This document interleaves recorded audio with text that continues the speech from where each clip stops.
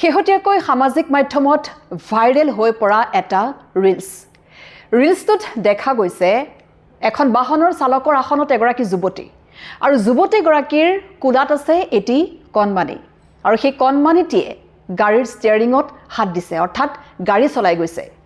এই দৃশ্যটো হৈছে গুৱাহাটী মহানগৰীৰ পুৱতি নিশাৰ প্ৰায় 4 মান বজাৰ এটা দৃশ্য আৰু কিছুদিন পূৰ্বে এই দৃশ্যটো গুৱাহাটী মহানগৰীত হয়তো সেই যুৱতীগৰাকীয়ে বাহনখন চলাই গৈছিলে আৰু সেই পুৱতি নিশা সেই যুৱতীগৰাকীয়ে কোলাত কণমানিটি বহুৱাই ষ্টিয়াৰিঙত গাড়ীখন চলাবলৈ দিছিলে আৰু সেই সময়ত দেখা গৈছিল যে যুৱতীগৰাকীয়ে নিজৰ হাতখন এৰি তেওঁ নৃত্য কৰি গৈছিলে, ফূৰ্তি কৰি গৈছিলে, গীত গাই গৈছিলে।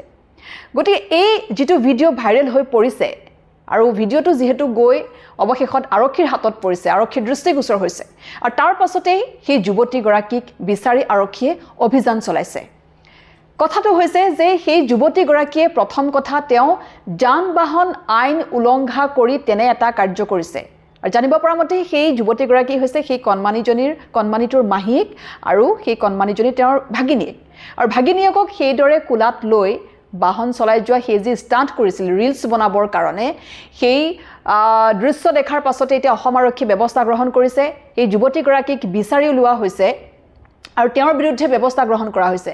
ইতিমধ্যে সেই বাহনখনো আৰক্ষীয়ে জব্দ কৰিছে আৰু লগতে সেই যুৱতীগৰাকীৰ যি ড্ৰাইভিং লাইচেন্স আছে সেয়াও জব্দ কৰা হৈছে।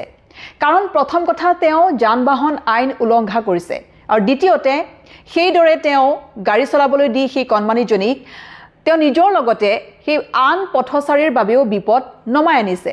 কাৰণ পথত যিকোনো মুহূৰ্তত যিকোনো ঘটনা সংঘটিত হ'ব পাৰে।